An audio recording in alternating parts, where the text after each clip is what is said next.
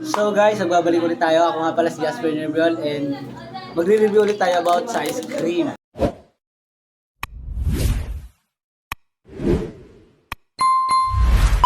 Di pa tayo tapos sa ice cream. Ito, ang next nating iti-taste review. Ano siya? Matcha crumble. Magnum din siya. Pagkukumpara natin siya kagahapon sa Magnum na chocolate. Ano bang, ano yun? Yun, basta yun. Magnum din. Parehas lang sila ng price, 70. Yung ml, 80 ml din.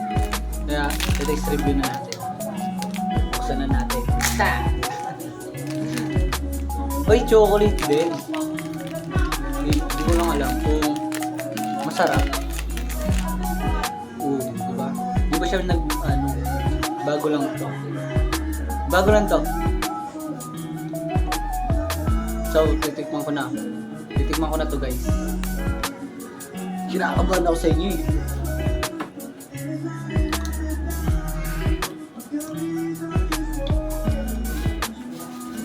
Para sa akin, ang rate ko na to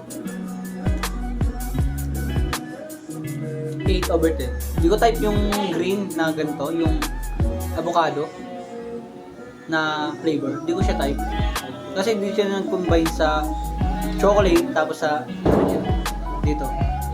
Kaya mas sa akin, para sa akin, mas masarap yung kagahapon. Kasi ang sarap talaga.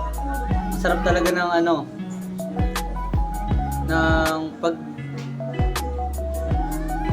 tawag to, yung puti niya tapos yung chocolate niya sila masarap pag ganun yung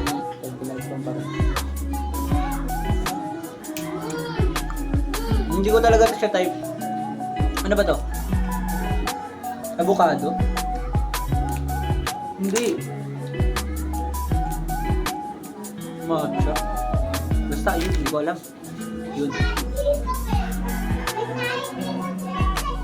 Sarap.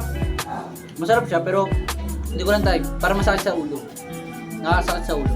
Ganito kasi yung mga hate ko na ice cream. Hindi ko hate yung ayaw ko lang na ice cream. Yung ganito lasa, parang gamot. Hindi ko type siya. Thank you guys sa panonood ko. Sa akin, please subscribe and like and follow. Peace.